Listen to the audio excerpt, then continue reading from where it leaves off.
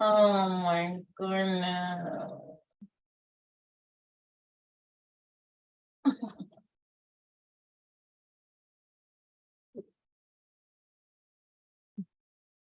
I,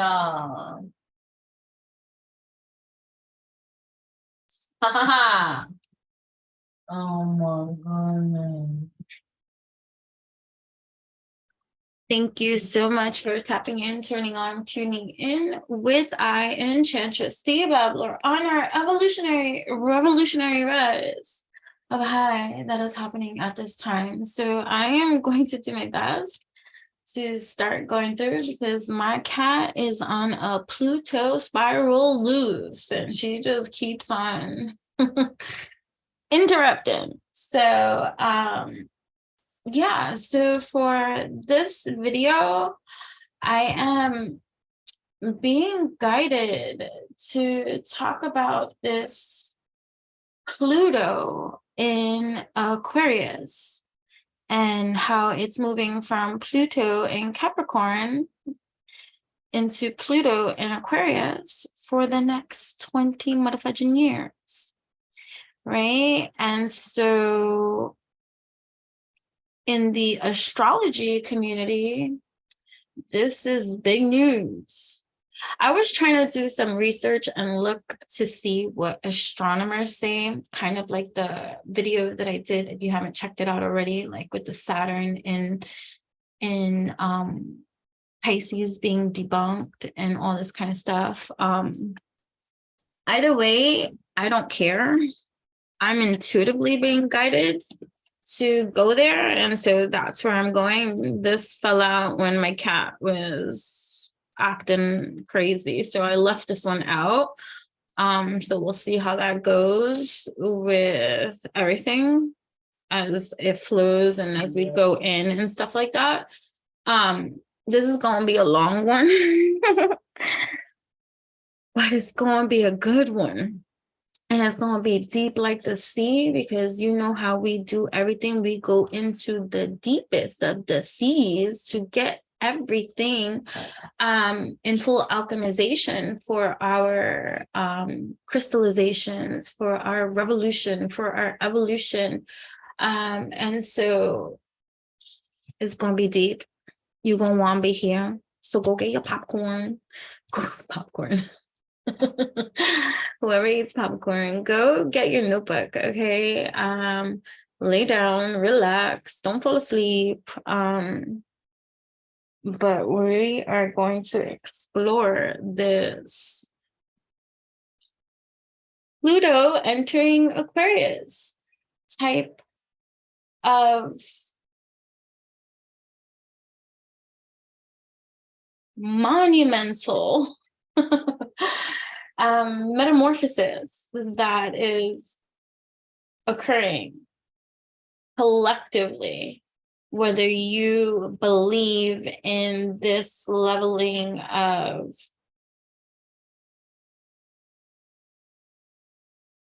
intellectualisms and explaining aspects of life that are all made up, you know what I mean? But it's a felt one, and it's true too, because I've been thinking about it, right? Like I don't really follow anything, so when I come across earthly information and stuff like that in passing, like, you know, like to say that I'm up to par with the transits that are occurring, I would be lying to you, because I am not. I don't know even what day of the week it be, what's in what moon is in what sun is in this. But I do have my intuition, and I do have where it's like, oh my gosh, like even like, you know, with the behavior of my animals and things like that, I have things that alert me to certain kind of things, and then it'll prompt me to like kind of like check it out, and then I'll learn. I'm like, oh, okay, this makes sense, and so this is why I love living intuitively, because I like when things make sense out of no sense, you know what I mean? So if you've been checking out and tapping in, turning on, tuning in with all my latest videos, then you will see that Pluto has kept coming up.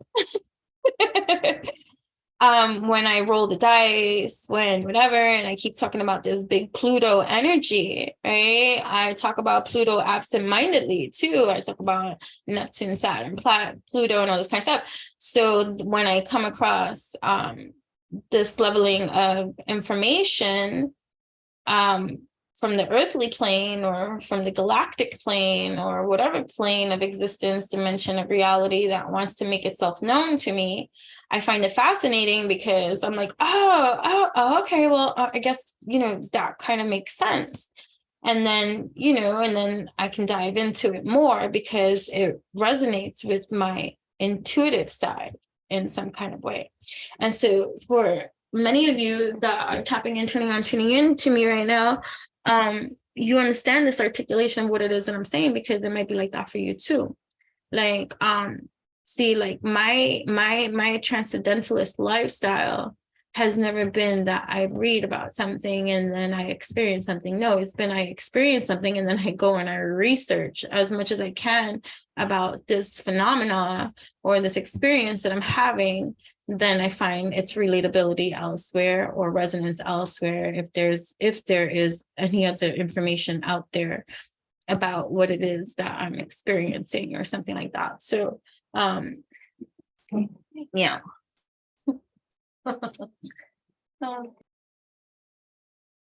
When I hit pause, these thoughts came to mind: silent revolution, unleashing its evolution, its evolutionary, unleashing its evolution, its roar. And then I always say this quote: you can't fight war with roar, right? You can't fight war with I'm gonna kick your ass. No. Those cats.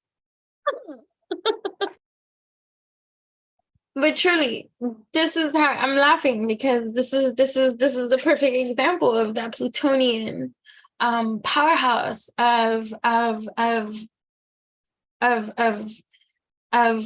destruction, of oh, it's not in my eyes now.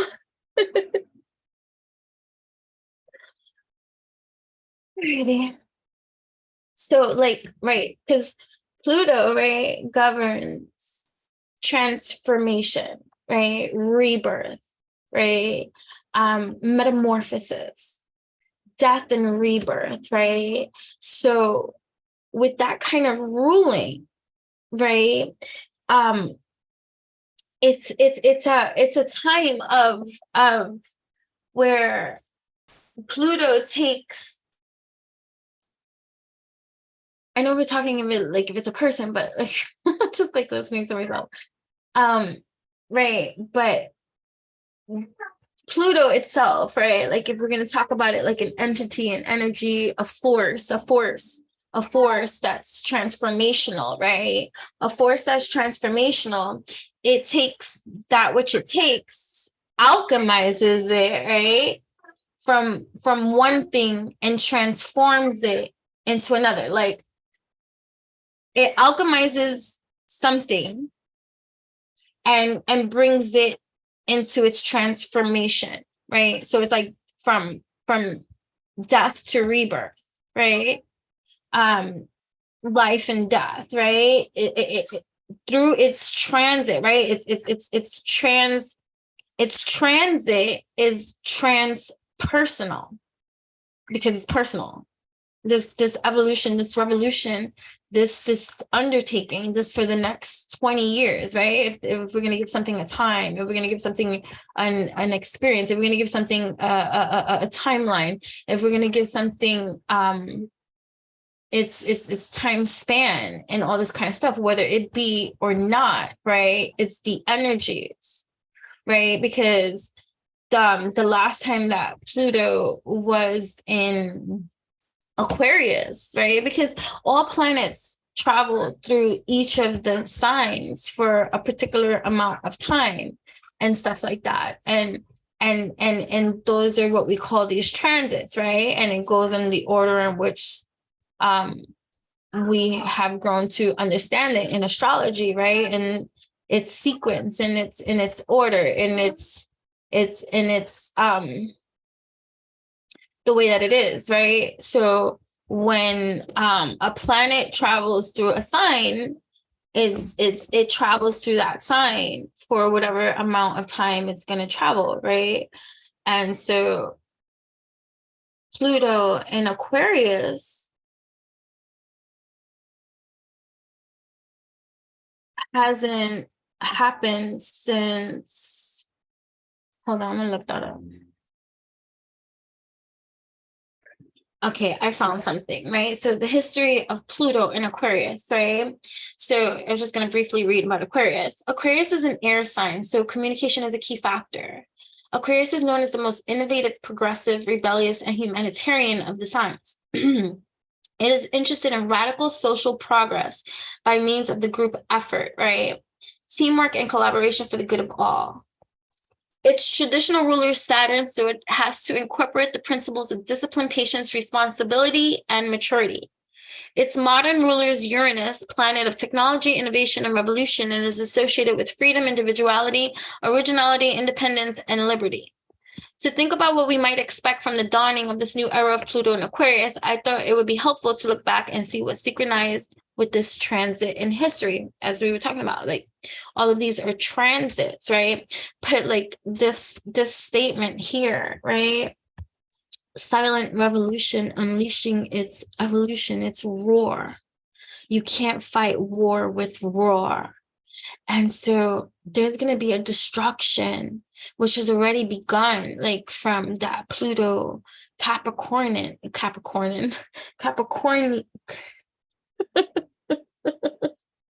Pluto Capricorn energy, right? But hold on, let me just finish this so that we can move on and I can put this little paper down, right?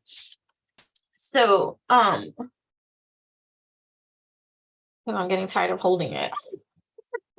So Carl Jung, the Swiss psychiatrist and psychoanalysis, describes synchronicity as the coming together of inner and outer events in a way that cannot be explained by cause and effect, yet is meaningful to the observer. In other words, the positions of the planets at a particular point in time may reflect events on Earth, but they don't cause them. They mirror or are synchronous.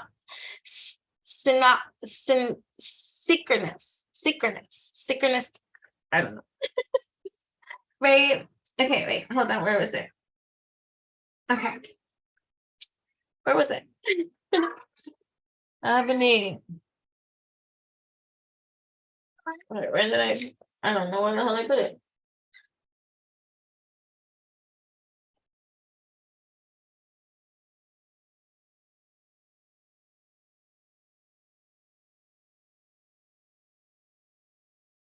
Okay, I found it. I'm sorry. All right, so the line.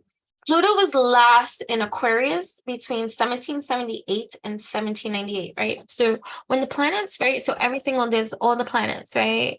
We have like, shit, my eyes are like rolling, right? I need tissue. Hold on. Yeah, I don't know.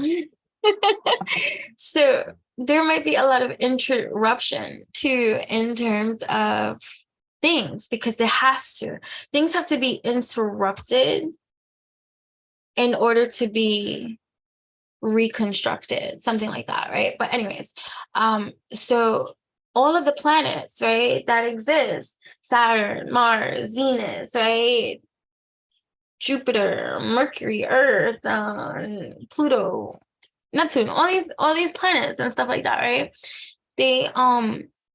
They visit all the astrological signs, right? For certain degrees, certain times, certain transits. And so the last time that this was,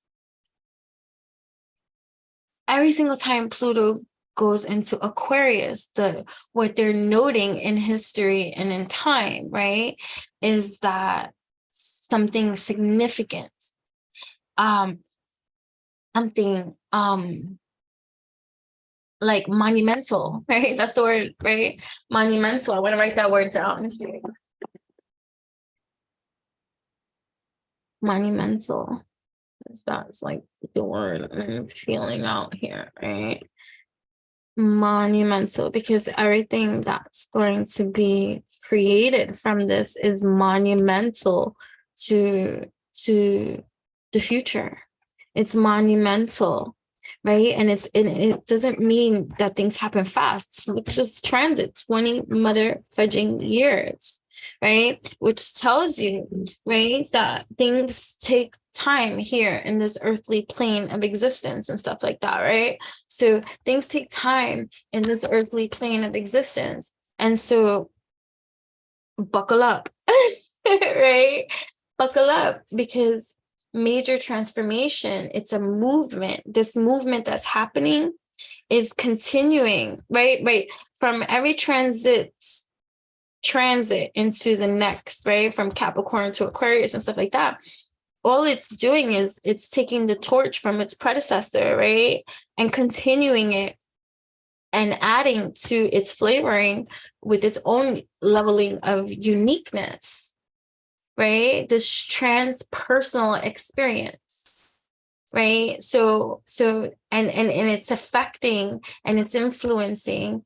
It's enormous. It's enormous. This whole entire sphere of how Pluto affects all the planets, all the majoring.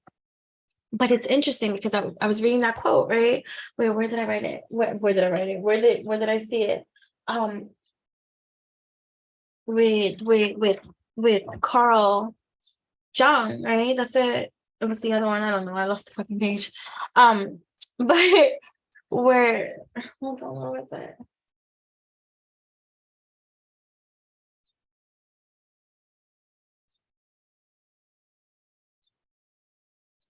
Well, where Carl Jung was saying that, anyways, just to recap it simply, right, was that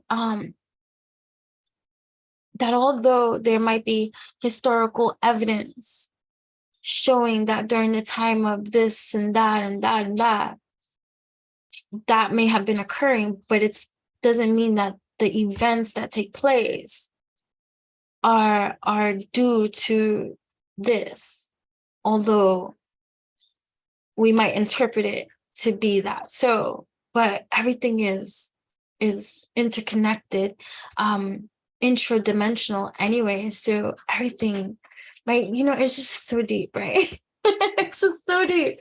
But because it's complex, right? We're navigating the most complex systematic network, right?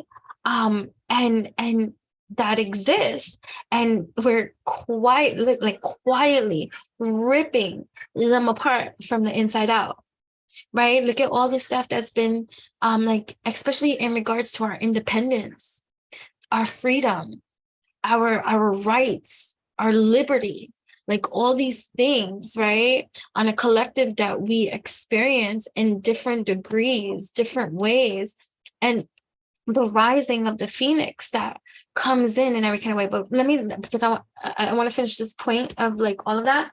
So the last time that Pluto was in Aquarius, it was from 1778 to 1798. And before that, it was between 1532 and 1553. And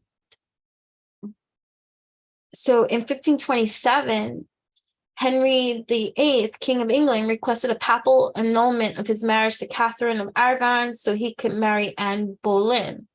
The Pope refused the request, and Henry rebelled. In turn, he was excommunicated from the Roman Catholic Church. At the end of 1532, right, Anne told Henry that she was pregnant, and Henry now knew that he must marry her as soon as possible to ensure the child's legitimacy, even though this would make him a bigamist, right?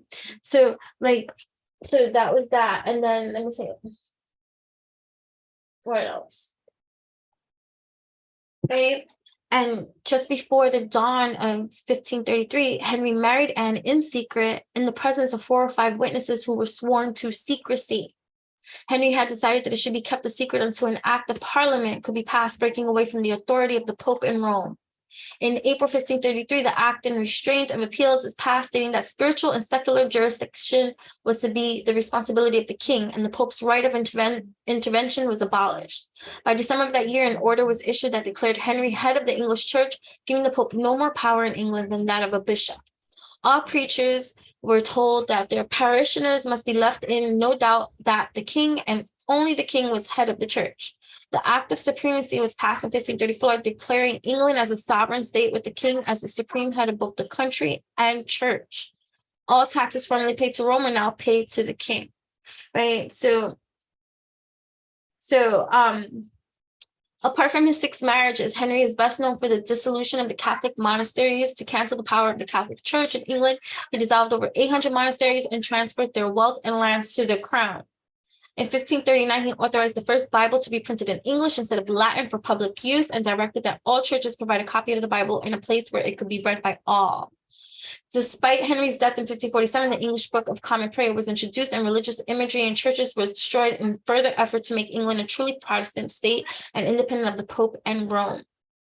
Here we see evidence of Pluto in Aquarius and Henry's attempts to break free and be independent of the ruling power, which at that time was seen to be the Catholic Church, Rome, and the Pope. If we just take a quick peek at Henry's chart, all right, I don't want to do that, but he had Pluto in Libra. When Pluto entered the early degrees of Aquarius in the 1530s, it soon conjoined his Saturn and opposed his Mercury. When this opposition was transitioned by Pluto, it indicated his brooding over his destiny. Okay, blah, blah, blah. We're not going to read too much into him, right? But we're going to go back to the last time, right? So it's no surprise. All right, so when the opposition was transitioned by Pluto, indicated his brooding over his destiny to have a male heir. Note that Saturn is the ruler of his 5th house. Blah, blah, blah, blah. All right, Pluto was next in Aquarius for 20 years between 1778 and 1798. This is very important. Revolutionary or rebellious time, both in America and Europe. So just think about all the stuff that's happening in this world right now. Like all this riot, all this rebellion, all this awakenings, right? Because just think about it. What's something that Pluto and Aquarius have in common, right? They're both somewhat kind of rebellious, right?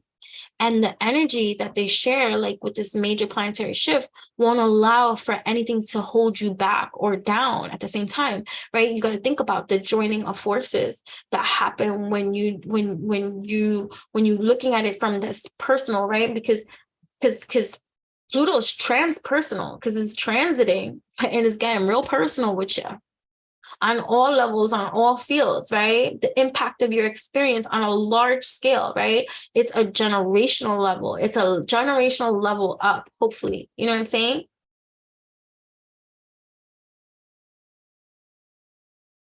Pluto being one of the most distant or considered to be furthest and all this kind of stuff. Think about the energy of that too, right? It's the most far reaching. It's long term. So that means long scale, large scale, right? An influence that affects us all, right? So anyways, let me finish this. So in America, all right, so in America, Thomas Jefferson drafted the Declaration of Independence in 1776. Which argued that the goals of the United States of America were life, liberty, and the pursuit of happiness. The primary purpose of the Declaration was to proclaim to the world the reasons for seeking independence. This was signed by Congress on July 4th, 1776, and is generally regarded as the birthday of the United States. However, it wasn't until October 17th, 1781, that the American War of Independence ended when the British Army surrendered and the British government was forced into negotiations to end the conflict. On September 3rd, 1783, the Treaty of Paris was signed by representatives of George III of Great Britain and representatives of the USA, formally ending the war, and America gained its military and legal independence. The Constitution of the United States became effective with the swearing in of the first president, George Washington, on April 30th, 1789 at 12:45 p.m. in New York. This represents the final stage in formation of the USA 13 years after the Declaration of Independence. And this is all within the transit of Pluto. Understand? So all of this within 13 years and stuff like that, just to show you how long, 20 years. You know, I think about like even my revolution, right? When we think about our own personal revolutions, right? 20 years ago, I was a new mother, right? I'm 20 years in. So that's a whole evolution, right? Of a shift to have that's monumental. I'm not the same young mother anymore, right? And so like, it's just, that was a soft example, right? About how monumental these things are, right? Like I created life, and in that life I created the transition after birth, right? Of the upbringing and all this kind of stuff was make or break, right? Monumental for the development of that new life for the future. So it's the same thing. Like if we look at it, kind of like, you know, when we're unlocking, right? When we're unlocking our own inner illumination, right? It will teach us, right? That time, although non-existent, but exists and is real, and certain kind of time is of the essence in certain kind of degrees, right? It's a development. It's a development that's long-term. It's a development that influences all that it's involved, right? It's a development, right? Let me finish this. Ebony. So, in the Declaration of Independence, Pluto is poised at the end of Capricorn. However, the military defeat of the British, the subsequent Treaty of Paris, and the U.S. Constitution all became effective after Pluto had entered Aquarius. And by the time the Constitution became effective, Pluto was at 19 degrees Aquarius. We must take care when interpreting event charts. The main reason is the difficulty in establishing the exact date and time that something commences. Often there are several dates to consider, as we have witnessed here. Meanwhile, in England, King George III was on the throne. The American War, its political aftermath, and the death of two of his young children placed great strain upon him, and he became intermittently incapacitated by mental illness. The cause of his illness at the time was unknown. In the 1960s, it was considered that he probably suffered from porphyria, a rare hereditary disease marked by severe bouts of pain and mental instability. Recent research suggests he may have been suffering from bipolar affective disorder brought by the stress he was under. All right, anyways, but here. Yeah, whatever. So that's that. Okay, so that's that. So anyways, we're experiencing a lot of planetary activations, right? And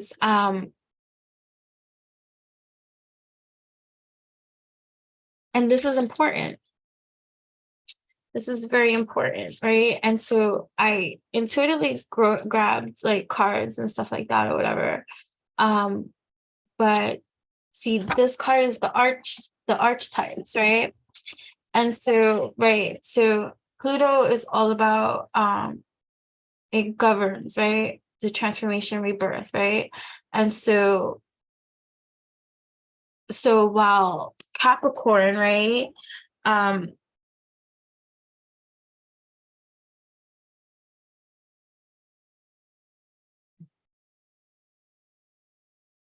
Sorry.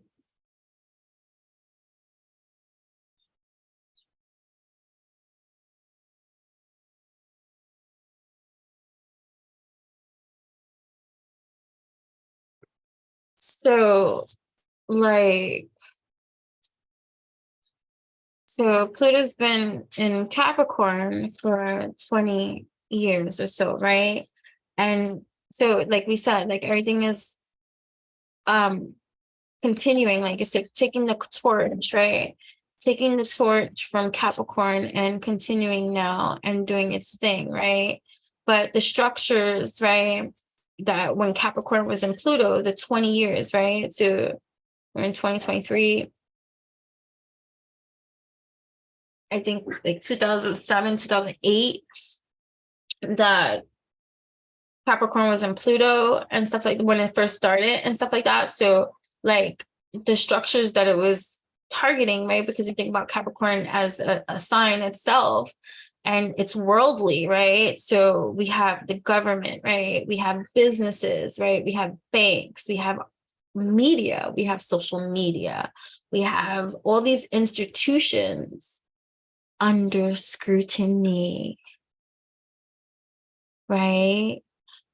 So look at all the years, like the last 20 years, and how things have been coming up, right? How they've been resurrected, how old issues, like even like this with racism, right? And how now these last 20 years, it's like if you went backwards again, right? And don't start your stuff.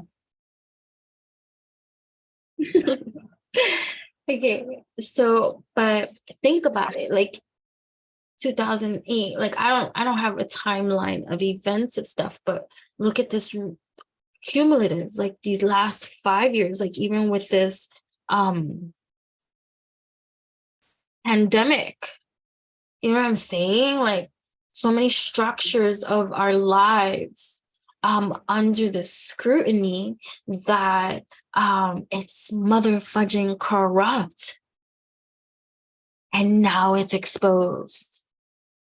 It's like if you want to go pop culture, right? The Mean Girls being exposed, right? If you want to go governmental, all these government officials' lives being exposed, right? That was Pluto and Capricorn, right? Exposing the lie, exposing the corruption, right?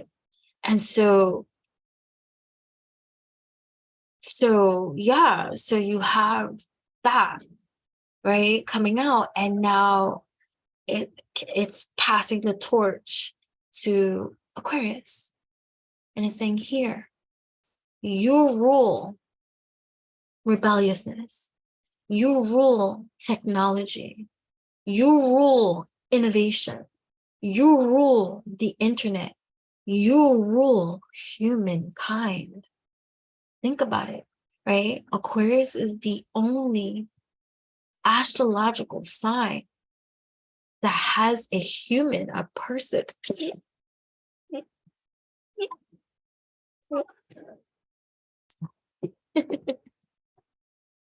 Right? Like, right? It's the water bearer. That's deep. It's not giving it to an animal. No offense to the other astrological side.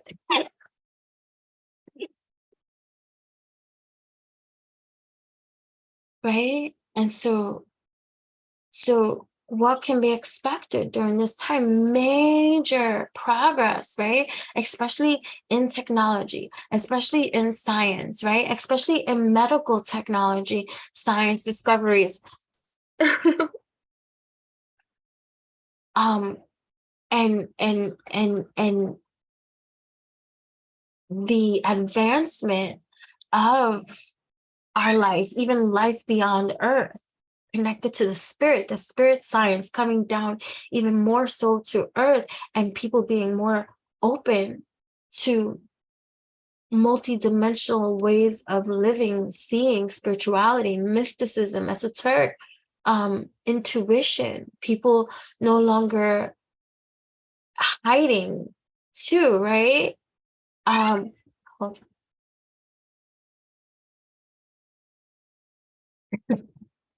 I don't know what we're talking about, but we're just gonna keep on going right in because we're just gonna continue with the Pluto stuff. But oh man.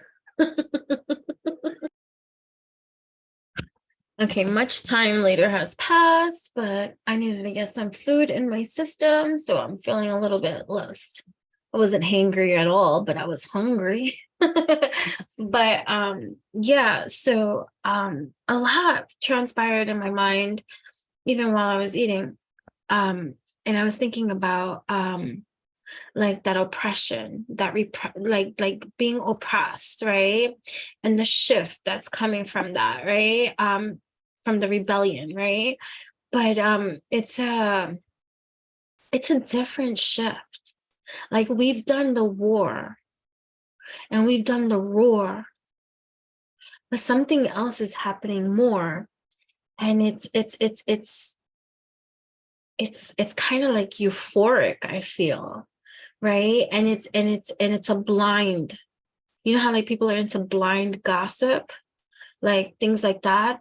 This is a blind, like, because Pluto is, right, it's the 12th house, right? It represents the unconscious, right? And so in that, right, we can expect a few surprises of discovery to emerge, right? To come into consciousness, right? So this is like like right, because Pluto is like right, it's all about rebirth, death, destruction, right? It's also associated with Hades, right? It's synonymous with Hades, the god of the underworld, right?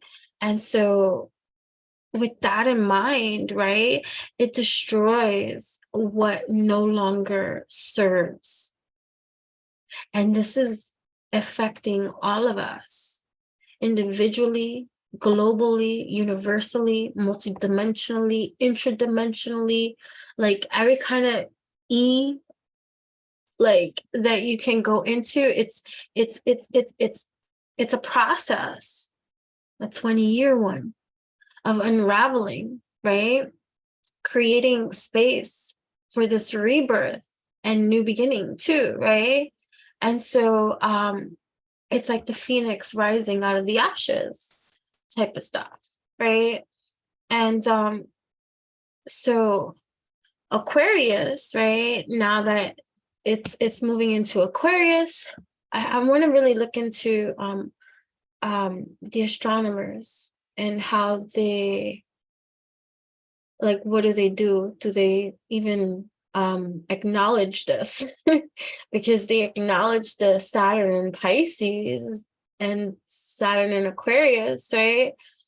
But what are they agreeing about this mathematical astrological configuration? Is it matching, right?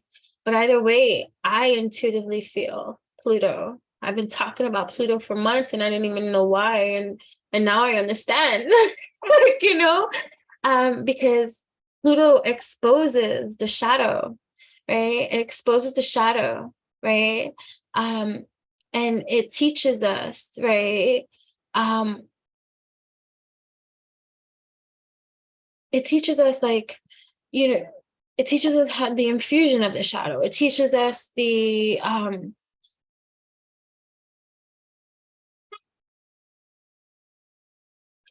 oh my gosh. And then, like, you know what I'm hearing too?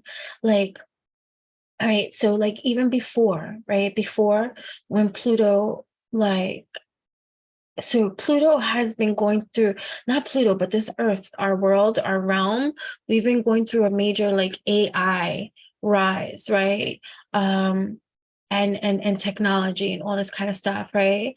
And so Aquarius rules like all this technology, innovation, the internet, and all this kind of stuff, like the collective and all this kind of shit, right? But Pluto is about the unconscious, right? And also it's like kind of like, like, oh my gosh, this reminds me of the cartoon that nobody's seen, and the reference I always use, The Last Unicorn, right? So it's like, let me write that down, The Last Unicorn. If you have not seen that movie, please do. When I was back in the day, I was the only one introduce this movie to any friend that allowed me to introduce it to them, right? The Last Unicorn. So it's kind of like the dying breed, or the dying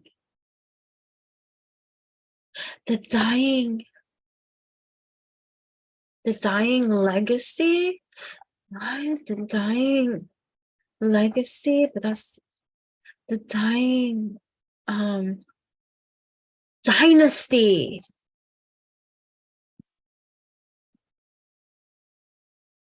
What does dynasty mean? I know that it's like, I just want to get the proper terminology for it and definition. It's the last of this dying dynasty, this legacy, this falseness, this corruption, this imbalance in our world and in the earth, right? With rulers unruly kind of thing, right? Oh my gosh. Oh my gosh. Breathe. The last of the dynasty, the ruling empires, the fall of the ruling empires of Earth.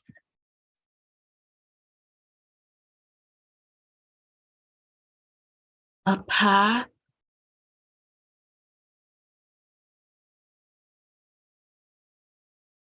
life gifted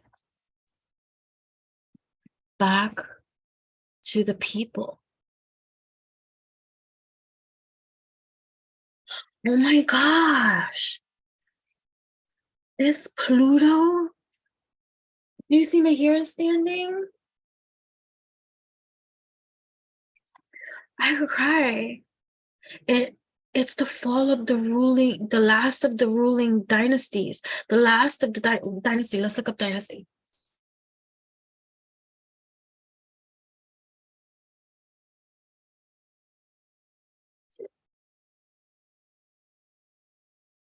WOWZERS.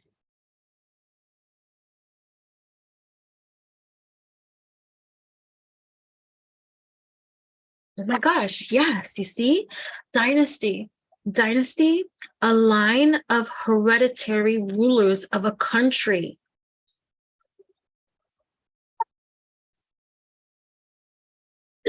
A succession of people from the same family who play a prominent role in business, politics, or another field. The fall of the ruling empires. Holy shit. Holy shit. This video is getting bumped up. This video is so fucking getting bumped up. At least 2 slots. The last of the last of Earth, the last of Earth's ruling, the fall. Oh my gosh. The fall, the fall. And oh my gosh, there's going to be people switching up a Kardashian to a Barker. That's just a quick reference, right? Like for pop culture wise, right? It's like you have to. So it's the fall of an empire, right? Empire, dynasty, a ruling that is unruly. Oh my goodness. And now I understand the interruptions. This is fucking major. And you have people that are tapped in, turned on, tuned in a position of power, right? But not ruling. Oh my gosh. So you have people that are in a position of power that are not ruling, that see because they have sight, right? The fall coming to, and so they're ready to step up to the plate, like, so to speak, right? But not all of them are good either.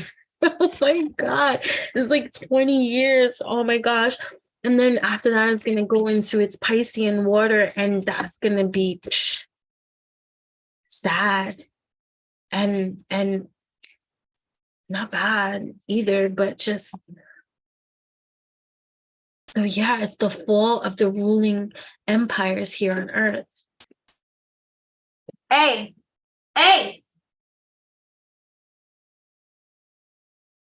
and they're going to make a lot of noise while they're falling.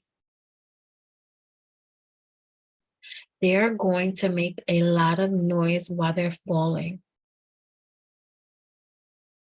because they're going to try to hold on with every last tooth and nail they got. And there's people, wow, okay. So the reason why I chose these, right? Well, I just chose them, and I'm figuring it out as I go. So, right. So this is like the last of the fall of the ruling empires here on Earth, right? And so what archetypes are being transformed, right? Transmuted during this transition, right? So priest was what my cat had kicked out, right? The facility, spiritual violates the trust of your spiritual community, seduced by your own spiritual role, shadow attributes, right? And the priests, like, so the churches, right? The rulers, right? Let's see what other archetypes are being highlighted at this time, right? Let's see.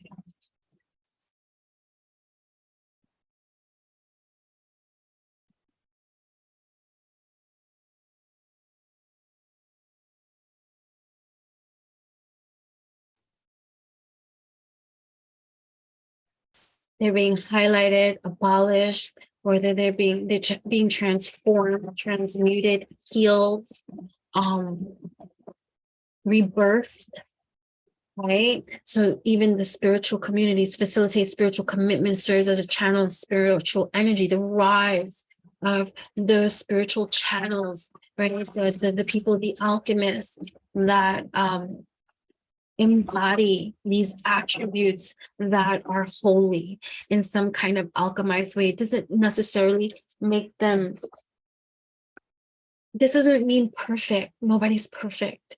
That's also the what's coming up, right? This idea of perfectionism and this idea of judgment, right? This idea of judgment that doesn't serve anybody and makes and attacks everything and everybody. Oh, you can't rule because you were, or you drink, or you can't rule because you cheated on your wife or husband. You get what I'm saying? Like this judgment that casts people out before they ever been casted in. There's an abolishing of some sort of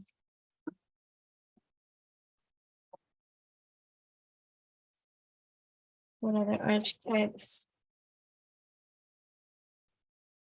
right? The knight, the servant, right? The scribe, right? The scribe, right? So this the shadow of the servant, the shadow of the scribe, right? And the shadow of the knight, allegiance to a destructive ruler or principle, right? Romantic delusions, right? So all whom serve these ruling entities from these empires here on earth, their allegiance, destructive, it's misleading, it's manipulative, it's corrupt. And so that's coming up, right? Because it's like the night now must shine the light attributes, right? A love of honor, Chivalry, I never could say this word. Chivalry is not dead. It's rebirthed. So the rebirthing of the allegiance to ruling, right? The destruction of that, the fall of the ruling empires, especially in the spiritual communities. You have people that are puppeteers in the spiritual community that are allegiance to those that are part of this ruling empire here on earth that is falling. See, these are things that go unseen. Like they get speculated. It shows up in conspiracy theories and all this kind of stuff. But there's a world of priests, priestesses, of spiritualists, of gurus, of paid.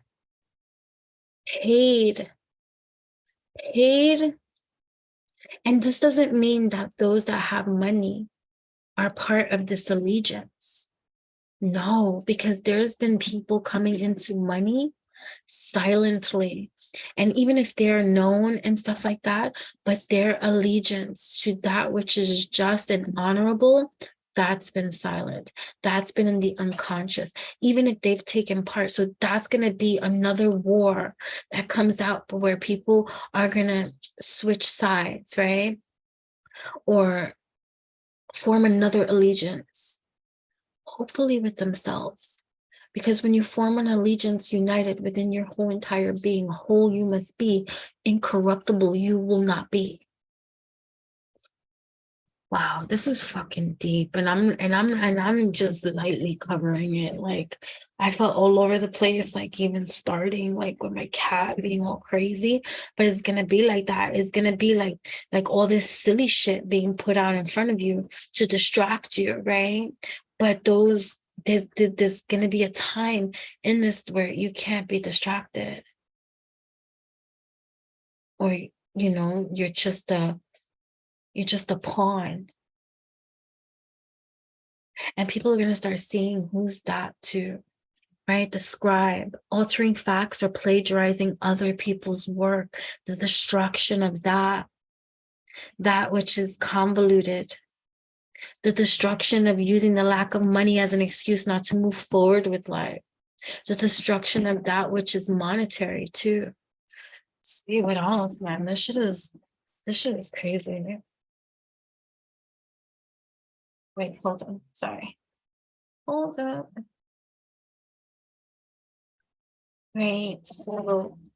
So all that's like transpiring and coming to, it's coming up. It's like a volcano ready to erupt, right? Because Pluto governs transformation, right? It governs rebirth, right? And metamorphosis through the transformation, right? It's intense. Pluto is intense, right? And anything that dwells, right, beneath the surface of anything, right, comes up, right? So that's like oil, right? That's diamonds, crystals, right? We get our crystals and stuff like that for caves, underground, whatever the case may be. And guess what else? Secrets,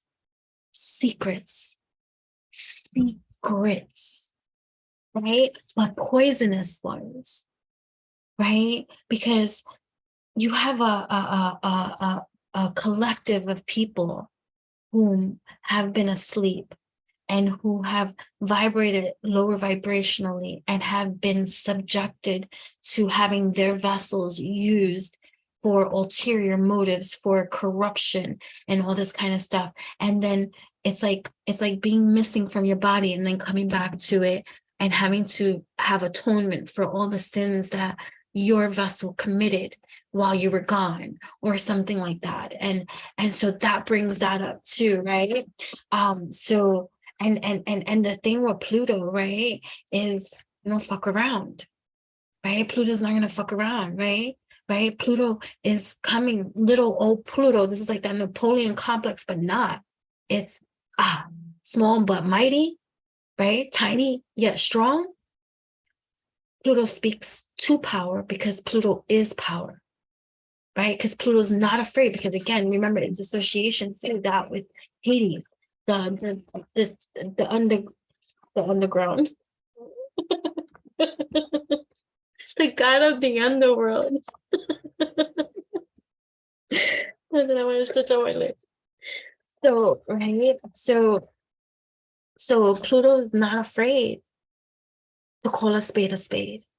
And so you might have been experiencing that too in your own revolution, in your own evolution, where you've been standing up for yourself, standing up for your empowering yourself. And you've been doing that in various ways. Everybody's different, right? But like, you know, the self-love journey, right? The self-love is key.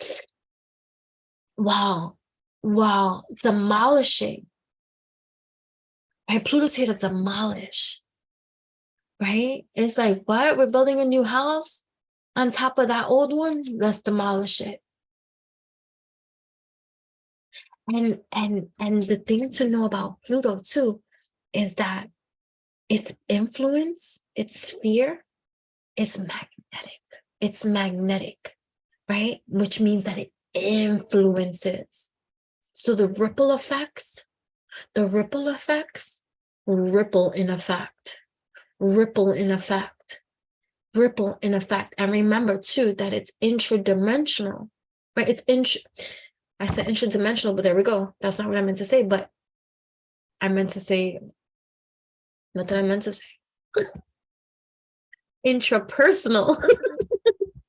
All these interests, right? So that's monumental, right? It's monumental. So Pluto going into Aquarius is meant to balance things out. But first, let us destroy it. Let us destroy it. Let us,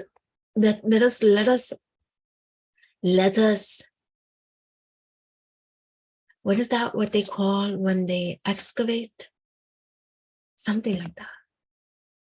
Let us extract that which needs to be seen.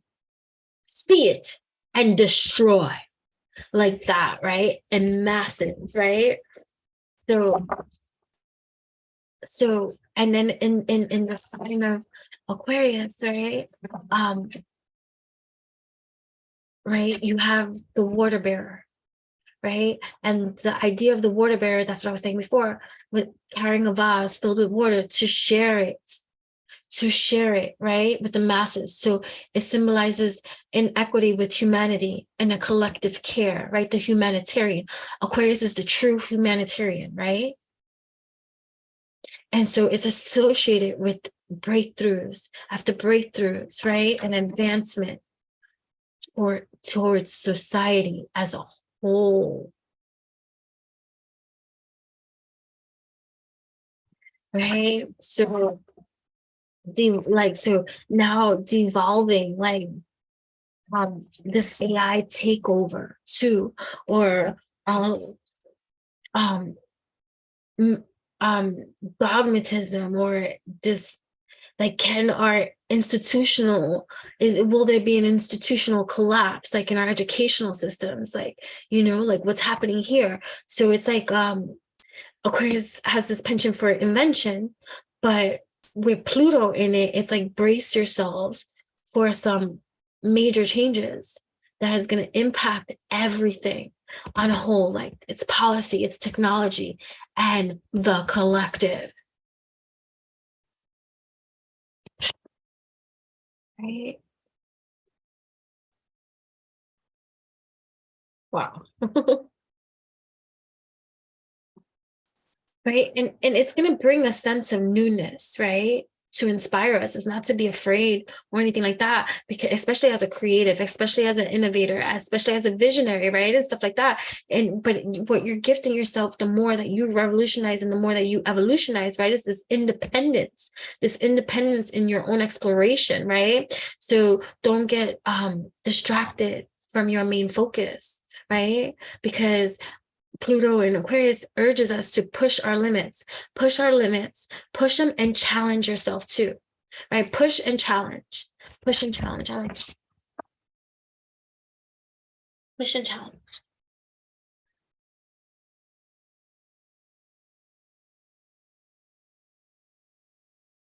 Push and challenge. And rise too, right? So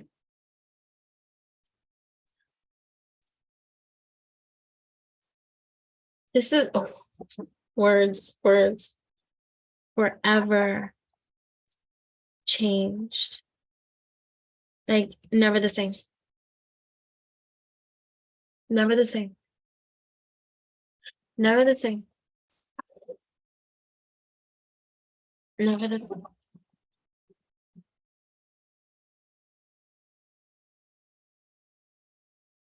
So this quest to like in individualism with all of us too, like as a collective, this individuality in our own spirituality, whether no matter what your beliefs are, you don't have to be spiritual to have spirituality.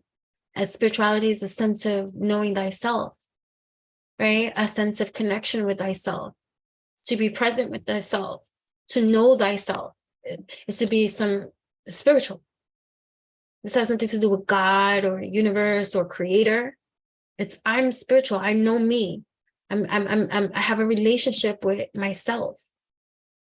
Spiritual, right? So so this transformation here is inevitable. Hold on tight. Hold on tight.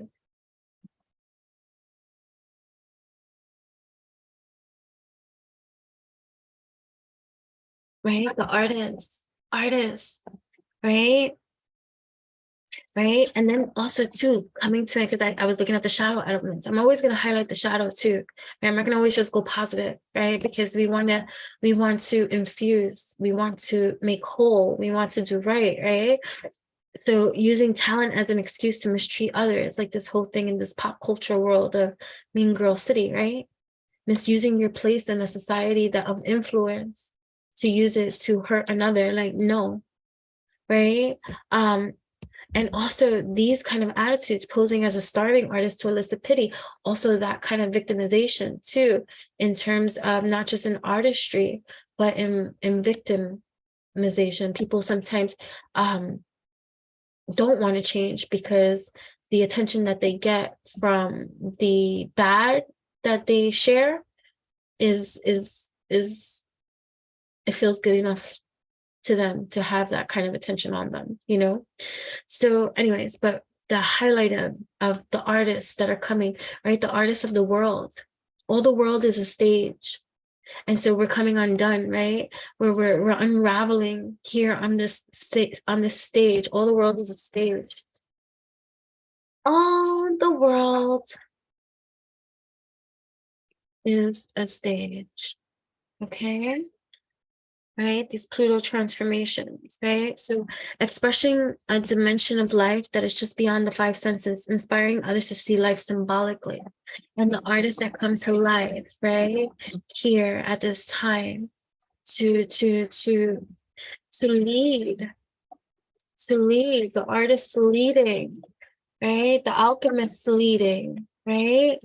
Transformation of base motives and goals into golden wisdom, right? The misuse, the shadow attribute that's being healed here too, transformed here too, right? Misuse of the power and knowledge that can come through spiritual practice.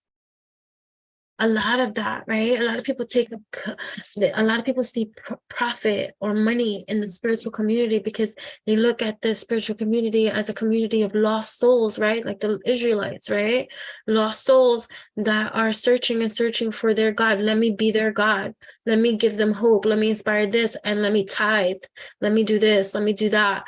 And so you have communities of people that make it a business to profit over your lack of connection with your spirituality, yourself, right? So all this transiting, all this healing, let's heal this, right? Scanning, we are healing, we are crystallizing, right? Right? Right? Removing anything which is preventing us from loving ourselves fully and unconditionally. Remove that which is preventing us from believing in ourselves wholeheartedly and consistently. Removing all that keeps one away from joy, peace, bless ups, and success, right? Remove those barriers that we have placed around ourselves. May we have peace in moments of fear.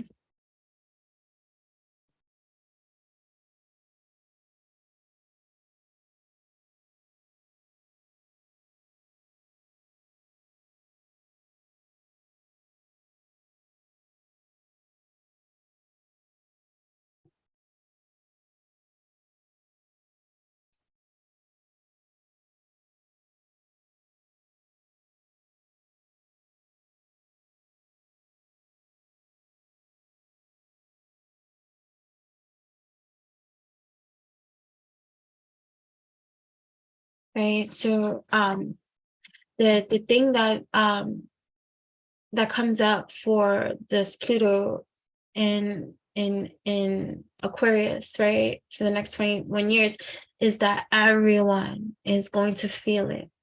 And depending on where you are in your evolution, the personal responsibility is part of this Plutonian energy, right? Right? They say that if you want to change the world, right, you must start with yourself. So yeah, that's what this is. So if you have personal planets in fixed signs, especially Aquarius, Leo, Taurus, and Scorpio, right, you will be feeling it the most for the next 20 years. Okay, everyone's going to be feeling it, but especially Aquarius, Leo, Taurus, and Scorpio, wherever you have that in your chart. And I infuse both Vedic and Western astrology. And so personally, in Vedic astrology, my moon is in Aquarius.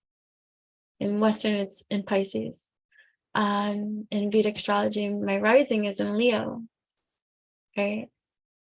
And in Vedic astrology, my sun is in Scorpio. Right. Just saying. So they it's like closing one door and opening another, right? It's a completion of a chapter, right? You're having to part ways with something, right? You have to let go of something in order to gain something greater. You're putting the past behind you, right? You're feeling things through, you're going through this transition, you're riding it out. It's a roller coaster, right? You're eliminating things, right? Regardless of what your signs are and stuff like that, right? You're eliminating what isn't necessary, right? And concentrating on just the essentials of things, right? So this time is ideal for really honing in on relationships and communication in our relationships, discussions, compromise, like, negotiations, how we are listening, where we are listening, when do we stop listening, when do we listen as opposed to talk, kind of things. How can we communicate without fighting, right? So it's solution-based realities that are coming into existence, right? So it's like eliminating the war. You can't fight war with roar, right? Like have we not learned this already? Or is this going to be another pattern that we keep on repeating, fighting, right? But, during this transition, it's all about eliminating, concentrating, focusing on that which is essential. right? And during this time too, there's gonna be conflict. There has to be, because there's so much that's not in alignment. There's so much that's not in alchemy. There's so much that's wrong, right? Something that's not right. So whether you're in conflict with another person, a way, a society, a government or something, and you have to fight and you have to stand up for yourself, right? It's to develop your assertiveness, right? But you don't have to be combative and destructive, although you can be assertive, right? So, and this is also an excellent time too for like exercise and stuff like that too, right? So becoming more self-empowered and working on your discipline and developing your willpower, right? And things like that. So yeah, so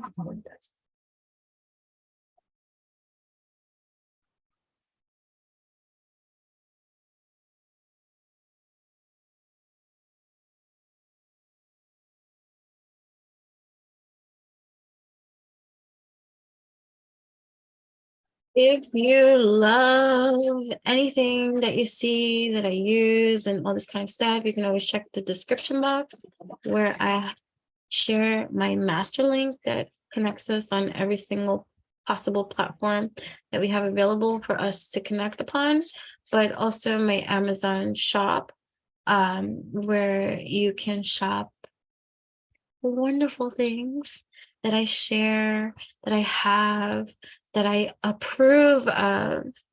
And you could go check that out. So like if you're interested in these cards and you want to know what they are, go to my Amazon link and you can get them for yourself. And if you go to my link and you see them and you are one of those people that pretend not to watch me and you just want to take notes, and you benefit from the channel, and you go and you click on my Amazon shop and then you click off and think you're going to buy it too without using my Amazon affiliated link, I suggest you really listen up to the Pluto motherfucking reading, okay, and stuff like that, channeling, and really just grow up, okay? Because that's the type of nonsense that is being destroyed, demolished. And if you want to be part of that kind of energy of stupidity, then you're only cycling that corruption, that injustice, and that prejudice for you in your own life. And so peace, may love, and may intelligence in your own evolution occur.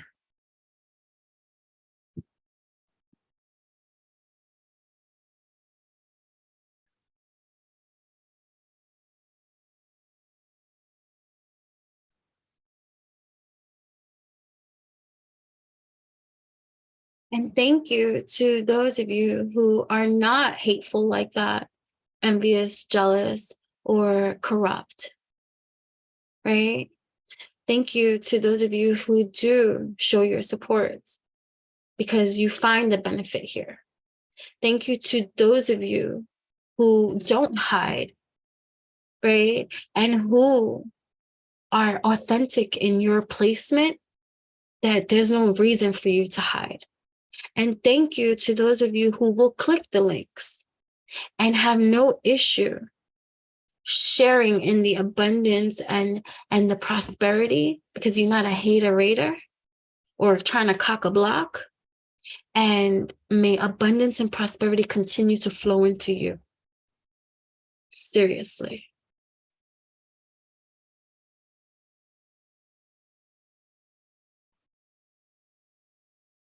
And thank you. Thank you for your support. Okay. So it reminds me of the Aquarius too, because the Aquarius modus operandi, right, is through communication, right? They communicate really well, right? They're informative, they're intelligent, and they're understanding, right? So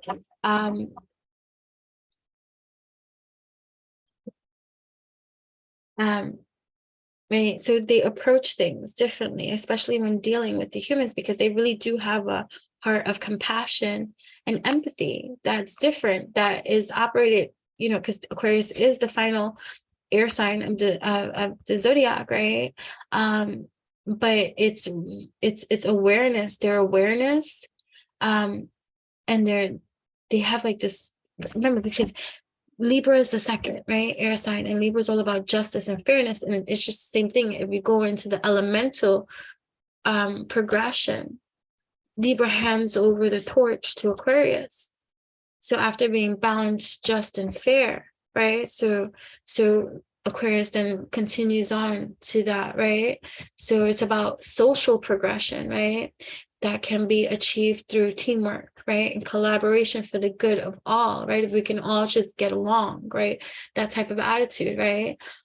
So it's to root it out, right? Raise awareness and expose that which is unjust and find a solution for, right? So, and so this might be a time too where we're already seeing it, right? Where there's a lot of protest against injustice, corruption, prejudice, and all this kind of stuff. But there's a lot of distraction with the element of ridiculousness that people are now crying about or fighting about. It's just because it was never nipped in the butt, it has only gotten more and more ridiculous. And so now the ridiculousness is a huge distraction, but it's not taking away from the fall of this empire, no matter how it might look. This fall of this empire is coming down.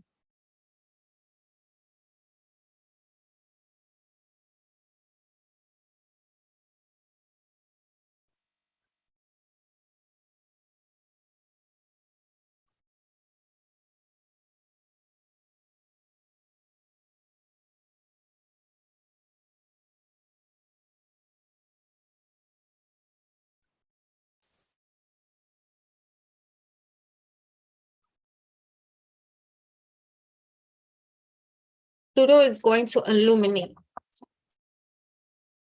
And once you see, you can't unsee, no matter what your position is in evolution. Once you see, you can't unsee that shit. So there's going to be drastic transformation.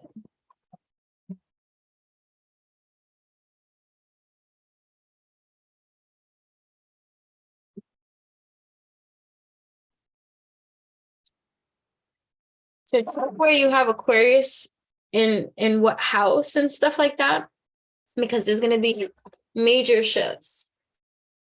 Cali. What? Do you see this? We're talking about destruction, rebirth, especially in love. 24. You could be 24 years old. You could be 42 years old. You could be life path number 6, life path number 2, life path number 4. Right?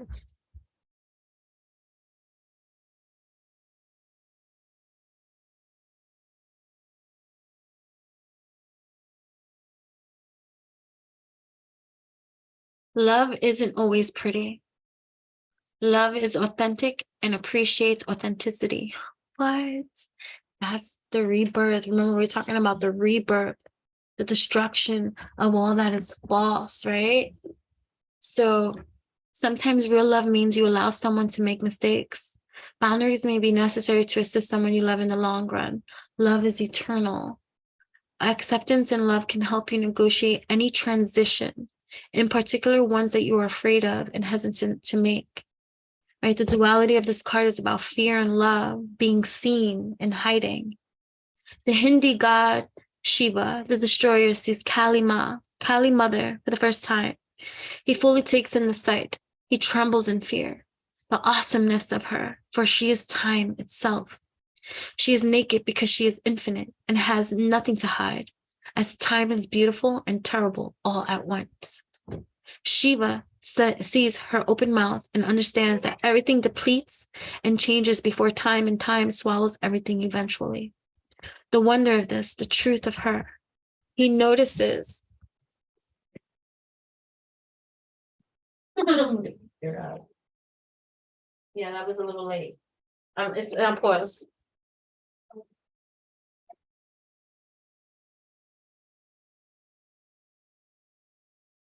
Where were we? All right, so she receives her open mouth and understands that everything depletes and changes before time, and time swallows everything eventually. The wonder of this, the truth of her. He notices she wears a small hip skirt made from human hands, which represents all our deeds and actions merging into time. She wears a necklace of skulls, which represent all human thoughts, which may be great or poor, worthy or unworthy, and these merge into time. She holds a cut head in one hand, representing the evil demons of all our natures and negative destructive egos. And Shiva knows that these two will be suppressed and subdued by time. He sees her dancing on the flame and ashes blackening her body, and knows deeply that everything that is not needed can be purified through her. Pluto's divine, feminine, dark energy, even though it says that it's rulers of Hades, of the underworlds, but it's the merging of the masculine and the feminine energies. Shadow. The shadow. Right? He sees her dancing on the flame and ashes blackening her body, and knows deeply that everything that is not needed can be purified through her. He realizes with shock that she is compassion itself. Everything can be given to her. Everything. All of it. And she will transform it. She, in her fierceness, will turn it all into love. Shiva sees her fully and loves her immediately. Wow. Major unifications between partners to complementary partners. I don't mean to go into touchy with love, but I got goosebump all over my thing. And just call me a romantica whore. I don't care. Call me whatever you want.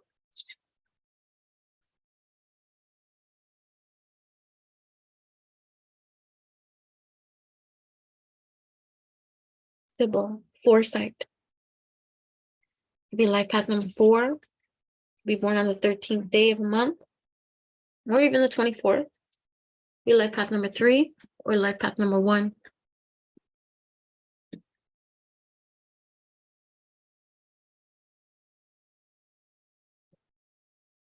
Foresight.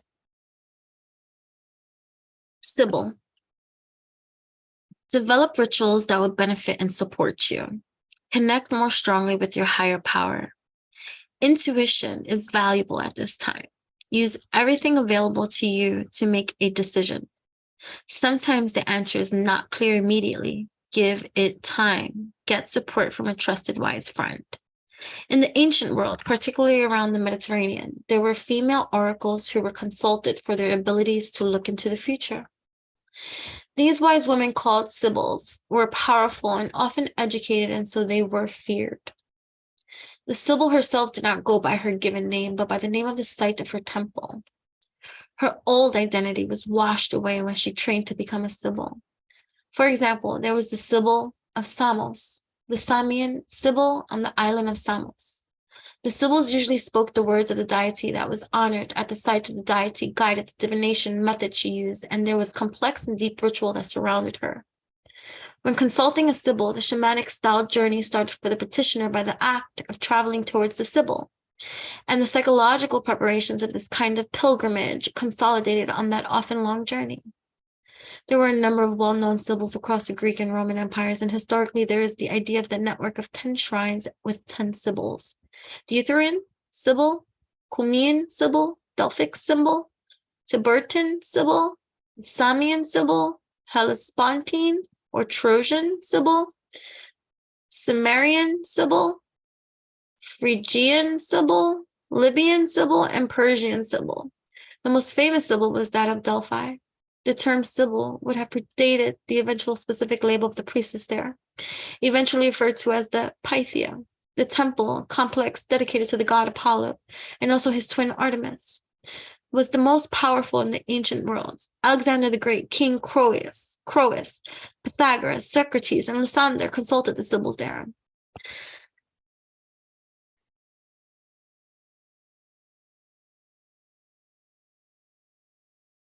Set high in the mountains of the valley leading to the sea, this place was not just atmospherically special, but was geothermally active.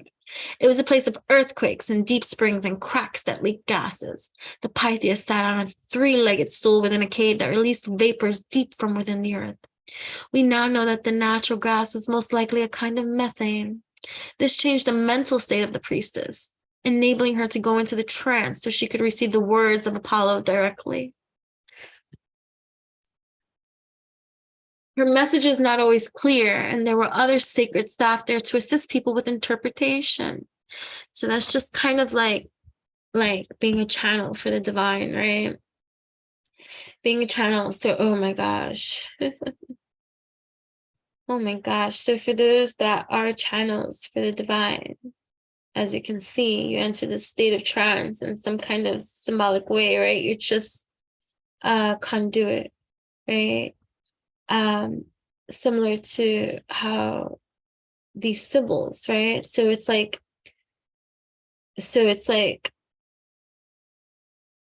contacting the sybils through your tarot cards,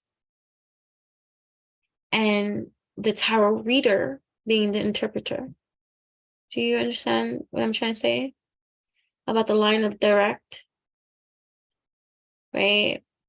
So of how that appears and stuff like that from that time, right? So even with the sybil going into this trance-like state to be a conduit of messages for the divine, they still had an interpreter there. So it's like Edgar Cayce, right? How he would go into his states, right, to extract this information, right? The sleeping, was he considered a prophet? Not sure, but right, the sleeping psychic, some sorts, right?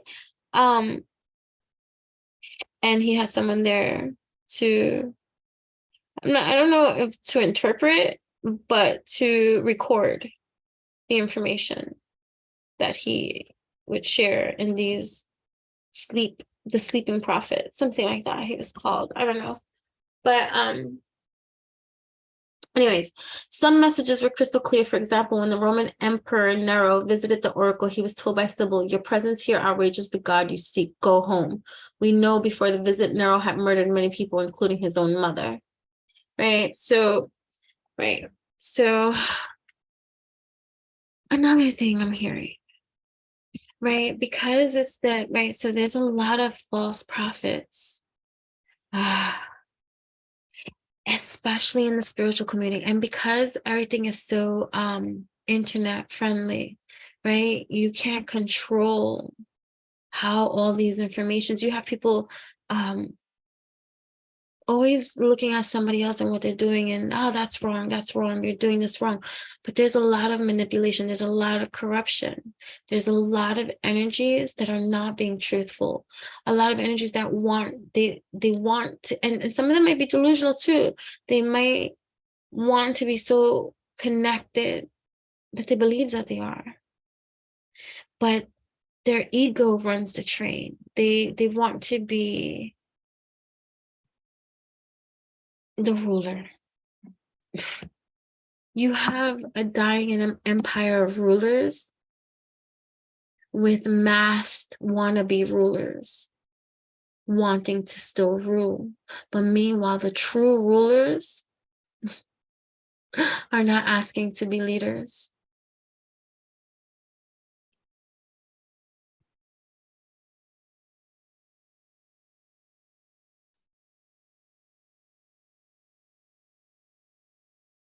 The truest rulers do not seek to be leaders.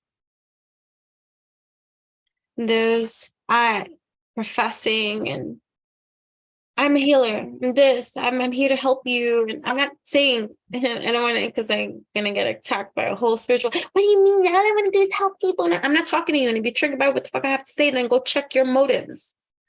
You know what I'm saying? Don't be triggered by what anybody has to say, especially if you're saying it doesn't ring true. Because the only time anything tickles anybody's butt is when it fucking rings a little bit of truth in some kind of way. You know what I'm saying?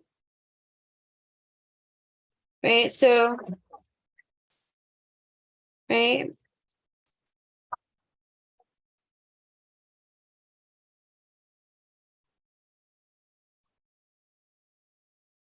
Thank you so much for tapping into and tuning in with I. If you have yet to like this video, to subscribe to my channel, what are you waiting for? You could also find me on Instagram at Enchantress, ENCHANTRESS. That's me, the one and only. You can follow over there and you can subscribe to for just 99 cents, where you would be gifted immediate access into exclusive content shared nowhere else. A bunch of DIY strategy, printables, recipes, card readings, personals, one-on-one, direct access to me, DM privilege, recipes, did I say that? Printables, content, exclusive shares, meditations, practices, tools, you name it. It's as eclectic and expansive as can be. There's no limit to the amount of information. It's only 99 cents. It's going to remain 99 cents. And it's not about the money. It's about a token of respect for the amount of energy exchange, which is over a flow with. But it's just where I'm at, right? To 99 cents is just a token of the energy exchange between you and I, and the respect of the love that gives. You know what I'm saying? Either way, yeah, thank you.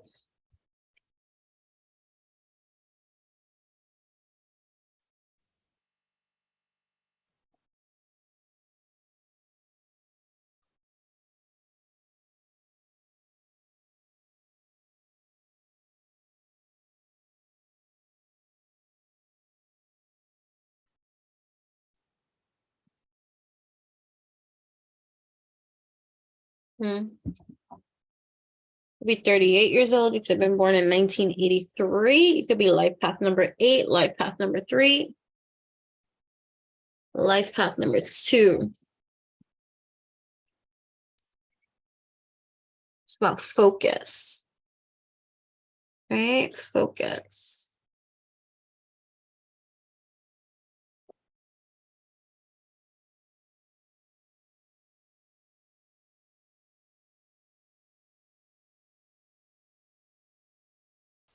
Everyone craves a level of safety, yet this level is different for us all. Be aware of the risk in a current situation before making your decision. Listen to warnings if you are given them right now. Watch and act on red flags, right? This is this whole Pluto in Aquarius, right? So this is about safety and risk and communication and intelligence, right? And the application of that. So if you were walking the wilds of the Scottish Highlands, you might recognize, depending on where you go, that it is risky. The weather could turn for the worse, for example, and you could be pelted with hail or sleet, or you can freeze. Perhaps you could hurt yourself climbing the cold stones, or a rock might fall on you from above. Maybe you could simply slip on the dew and slide into a bog hole. Further, there are other dangers that could befall you, like being killed by the Sith. The Kushi, or the green dog of the highlands, was a strange and formidable creature that concerned many people of the area. It had a shaggy green coat and a plaited tail and roamed the moors and sharp cliffs looking for victims. It was bigger than the largest living hound in that it was the size of a cow or a bull, and in fact, from a distance, may have been mistaken for cattle by unfortunates who soon found out what the reality was. You would think that an animal like this would want to hunt quietly. After all, it could stand out, and sometimes it did. Yet the most famous part of the myth here is the sound of the Kushi. It would let out a piercing, blood-curdling sound halfway between a bark and a howl. If you heard the sound, it was said that you had only until it barked the third time to seek cover and safety. Otherwise, it was your end. You were literally too terrified to live, and your heart would burst into fear. The Kushi was considered to be a fairy dog, and as such, not something you would go out and hunt lest revenge be taken. Right? So, and that's what I feel like the hunt is on. The hunt is on for that which doesn't serve. Right? And so, and that's the thing too. I feel like the fear of not being safe when you go out and they're out to catch this coochie. Hey, how do you say this again? Coochie.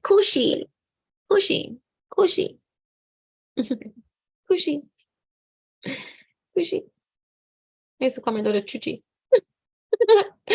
But anyways, coochie.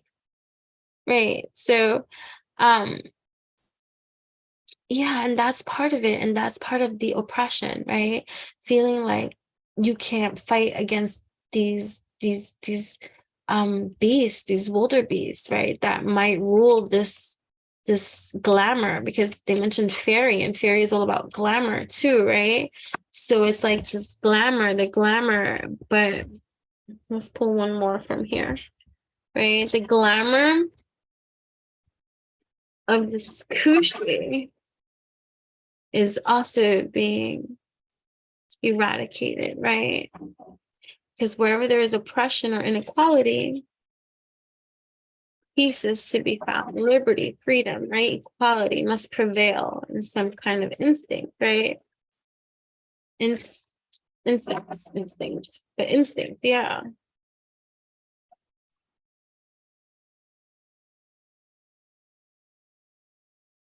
Respect. Anubis. I was talking about you yesterday. My cousin. Be 25. You could be life path number 2, life path number 5. You could be life path number 7.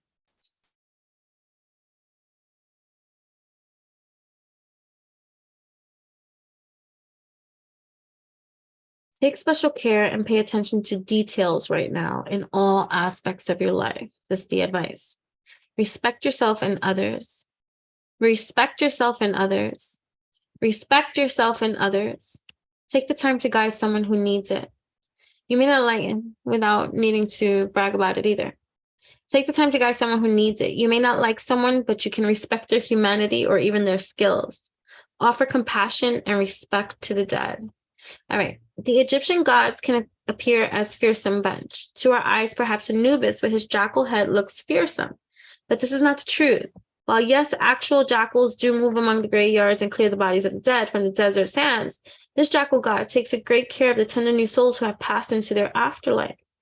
When you travel down into the womb-like environment of many tombs in ancient Egypt, the gods seem to live and breathe in the artful storytelling upon the earthen walls. Among them, always is the dark, majestic jackal head, signifying the presence of Anubis, god of the underworlds and mummification. So here we go. Even though we were talking about Hades, right? This is also god of the underworld here too, right? God of the underworld and mummification. But you know, if you go into the history of religion, all history is tied together, you know. After preparing the bodies by guiding the embalmer's hand, Anubis travels side by side with the dead to have their souls weighed against Mat, a goddess representing truth and justice. That's what's happening here, right? With Pluto. Truth and justice. I like that. Where did I put the part on?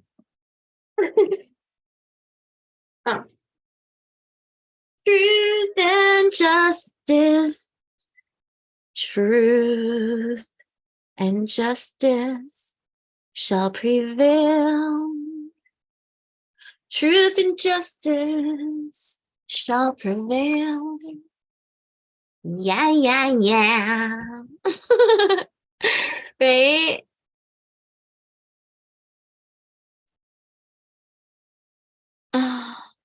When the cult of the god Osiris grew stronger in the later Middle Kingdom, Osiris took over many of Anubis' jobs as caretaker and protector of the dead.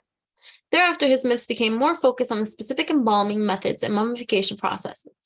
The priests of the funerary rites would place a sacred mask of Anubis upon their faces when conducting the mummifications, thus becoming the god himself. The respect, care, detail, and effectiveness in which the mummification process was enacted is still a marvel today. Death is something that will happen to all of us sooner or later. The fear of losing our life of death itself is something very human. Yet Anubis, with his calm and respectful presence, may be there to shepherd our souls across the divide. To honor him, we can offer the usual stones, frankincense, and gold. However, leaving a respectful gift on a stranger's grave may be a better way to show the heart of the god himself. Right? Cool. Right, so I gotta start wrapping this up. This is gonna be deep. We got 20 years to discuss all of this. You know what I'm saying? I'm gonna bump this one up in my videos because it needs to. And so I will see, or whatever the case may be. I'll put it on an off video day or something. I don't know. We'll see. Instead of bumping it, I'm probably going to put it on a day that I'm not uploading. Well, I don't upload videos or something. I don't know. But either way, so Pluto is all about, right, discovering one's own power, right? Your own power, your strength, your sense of identity. It's going to change. It's going to transform. You're going to go through a radical self-discovery, a radical journey through your own self-discovery, right? And because Pluto is going to be providing, like, it's just the energies of power, strength, support, and all this kind of stuff, and this rebirth, recalibration, regeneration type of stuff, right? It's helping to empower you to make these drastic changes that want to occur, right? So it brings intensity, passion, feelings, right? So you're going to experience really strong emotions, going to be fluctuating up and down, up and down. So things for you to you're not going to be prepared, right? It's going to all be new, right? It's all new. And but it's new depth, right? It's new depth, right? And it wants to rebirth the evolution of you, right? So wherever you've been stagnant, wherever you've been, like, maybe stuck, it's like a revamping. It's like getting your juices flowing, discovering the truth, what's lying under the surface without causing you to be stagnant. You know what I mean? Are you driven to explore what is hidden, secret, and taboo? Like you're like, what's your intensity? What's your passion? What's your relationship experiences like? What do you want your relationship experiences to be like? What are your emotional experiences? Who the fuck are you? Type of thing, right? What are you learning the important lessons? Are you applying the important lessons, right? So what are these transits and how are they affecting your drive, your stamina, your strength, your authenticity, right?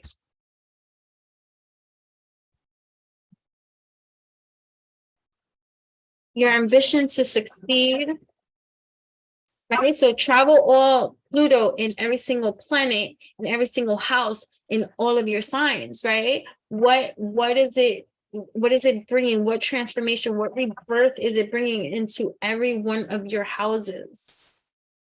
We can talk about that. I'm going to write that down. Right? What effect is Pluto having in each of your houses? And then you got to know what signs are in there, what degree. It's like so many different things. All right. So what insights can we get? What galactic insight can we get in regards to this Pluto major transformations Pluto and Aquarius, type energy. What insight, what wisdom, what guidance can we receive at this moment that's going to be beneficial to each of us now, on our journey? Pulse of life, the galactic core, parallel. The pulse of life, galactic core, parallel. Are you ready?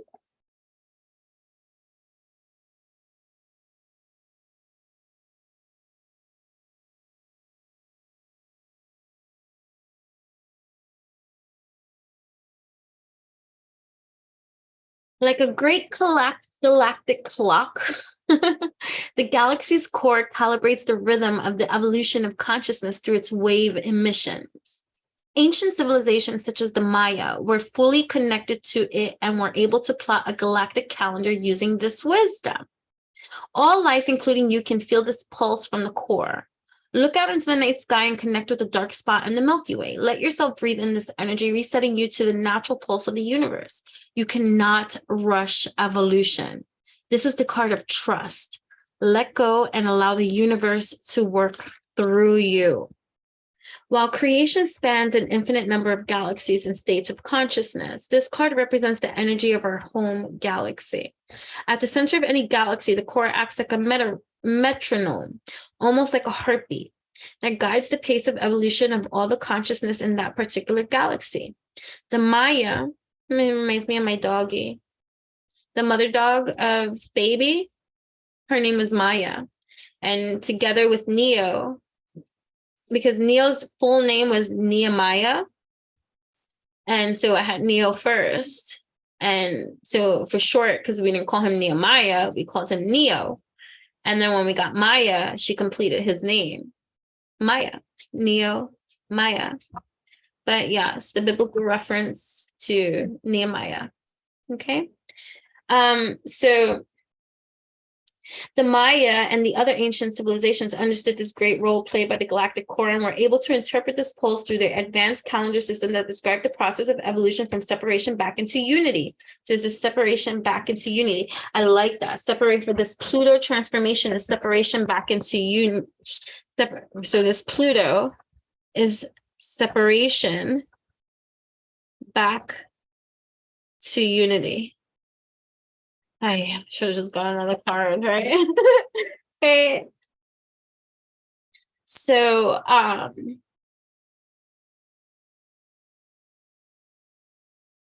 know this is a lot, and I know that trending stuff is different. Everybody likes all that gossip shit. Everybody likes all that superficial shit. But that's the plucking out shit that we're ridding of, because it's time to go deep, deepest seas. Thank you so much for tapping in, tuning on, and tuning in with me. I appreciate, and I'm glad that you're here. Beautiful.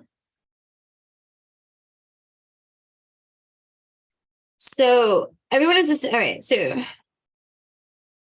the Maya and other ancient civilizations understood this great role played by the galactic core and were able to interpret this pulse through their advanced calendar system that described the process of evolution from separation back into unity. Everyone is attuned to this metronome, but only some can feel it.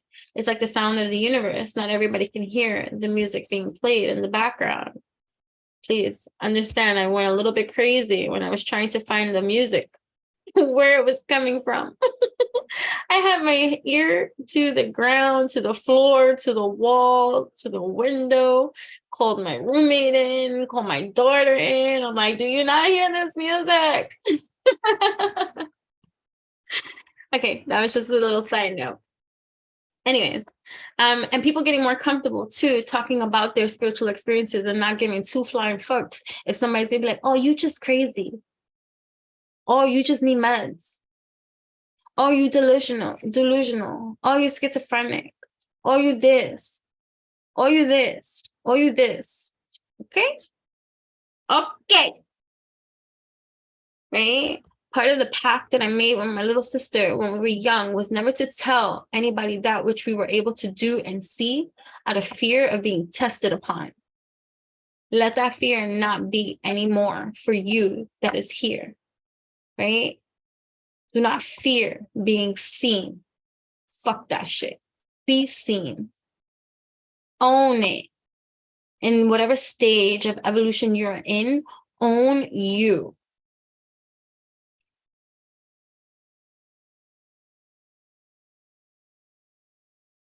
We are now able to access a whole new energy that facilitates integration and evolution during this new cycle. Some have also called this the rising of the cosmic feminine. If this card comes up in your reading, then it is either acknowledging your innate connection to this galactic pulse, or it is encouraging you to begin developing it. When you do this, the cosmic plan unfolds within you, and it becomes so much easier to connect with the higher self and flow with the natural current of your life instead of trying to manipulate events with the ego personality. Connecting with this energy brings a tremendous sense of peace and stillness and truly facilitates your journey back home. I love these cards. Melting pot, earth.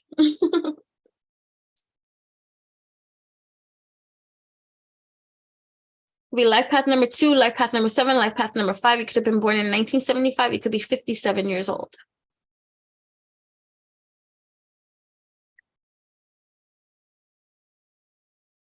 Unity from diversity is one of the most powerful evolutionary ideas for a species. Unity from diversity. I like that too. I'm so sorry. Right? I don't know what the title of this is going to be yet, but I know that it's going to be Pluto and Aquarius, the fall of the ruling dynasty empire. Unity. What was the sentence? Unity from diversity. Unity from diversity. Okay. Yeah. We cute. Right. Unity from diversity is one of the most powerful evolutionary ideas for a species. Humanity is an amalgamation of many diverse ET species. It is a direct reflection of the galactic community. Once humankind begins to fully embrace those who are different and sees itself as one people, it will be ready to join the galactic community, right? For those of you that believe in all this other worldly stuff outside of you, well, if you want it to come within you, you have to be unified, because how can you be so judgmental, so fearful, so afraid, so closed-minded to otherworldly or to other kind of things, or to the people within your own environment? What makes you think that, like, say, there's aliens and all this other kind of stuff? Like, you want to think of it like that. Why would this alien want to come to you when you don't even know how to treat your brother, your sister, your cousin, your mother, your father? You don't even know how to make peace within yourself. Why would why would another being want to be in your energy field, especially when they're galactic? They already got to deal with you on a whole energetic sphere of, like, when they tap in, turn on, tune in, and all this kind of stuff. Why would, like, anybody want to merge with with people that are not even at peace or at green eye envy, or might want to turn on the alien and be like, oh, let me dissect you and make money. Let me take a video of you so I can become internet famous. You know what I'm saying? Now, come on, let's talk about the real people. Come on, behind the scenes, that you've seen things, you've interacted with other beings and all this other kind of stuff. Who the fuck did you share that with? Not really anybody, right? I know.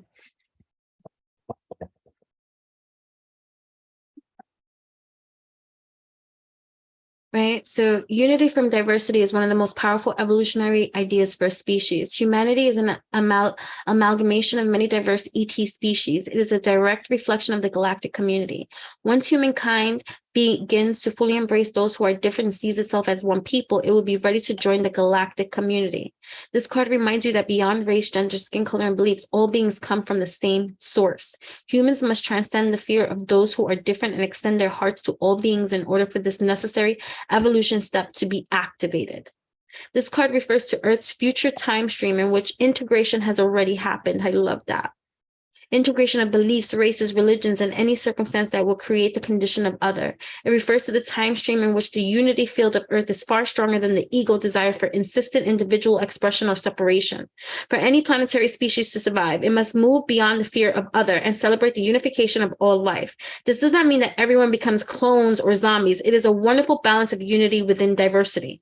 This is the future that awaits Earth. But in the meantime, our challenge is to look within ourselves and see where we have fear or anything that is different than what we feel comfortable with in our reality. If this card came up in your reading, it could mean that you are still resisting a change in your beliefs or fears about something other in your life. No, this may also refer to pushing away a scary part of yourself that you don't want to embrace. Conversely, the message may be acknowledging how well you have done with the process of integration in your own life. On the level of ET energies, it could be referring to your many ET connections and how, through time, you have come to embrace all of the galactic energy influencing you. In order to ascertain what this card specifically means for you, let your intuition guide you and listen to the messages, even those you may not want to hear.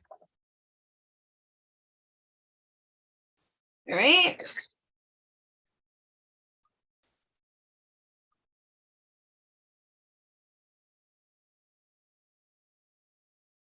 Us leaving home.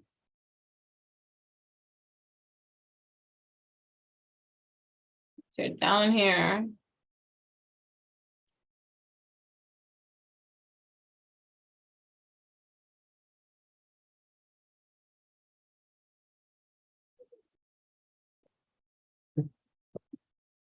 The Essassani, a cross between humans and Zetas, eventually had to integrate all their lessons, evolve as a species, and leave home, walk into their own future and find their own path. Humanity is facing this challenge now as we struggle to find ourselves. You too are at this crucial nexus point of evolution. This is a beautiful yet bittersweet place to be. You must do your spiritual homework, make conscious and courageous choices, and find your own path. Do not fear who you truly are.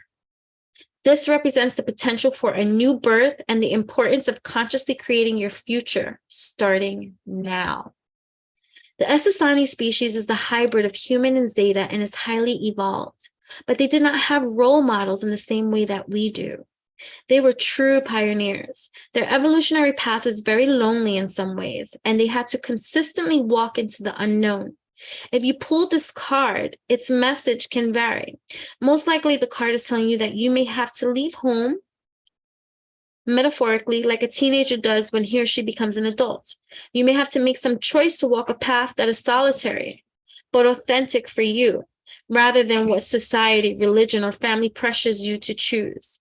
However, there is a warning. If you choose to walk a unique path that is different from those around you, make sure it is done because this path is an authentic expression of you rather than a rebellion against what you don't like. This is a very important distinction. Rebelliousness always attaches you to unhealed issues, and that's the point of this Pluto Aquarius axis of integration, right? Of this rebellious act for authenticity. True, to be your truest form of self, right? This is a very important distinction. Rebelliousness always attaches you to unhealed issues. Perhaps this card is telling you that it is a time to begin to embrace your own unique, authentic self. This unique, authentic self is not an expression of ego. It is simply an expression of the natural flow of the universe working through the physical expression of you on this earth's plane. No matter which meaning is appropriate for you, listen closely for the inner whisperings about the next step. In the end, we must all have the courage to leave home in order to recognize our true home. Wow. Wow. Wow, wow, wow.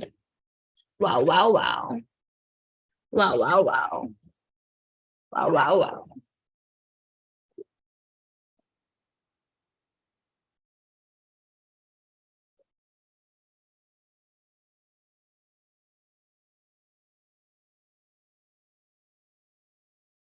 Wow.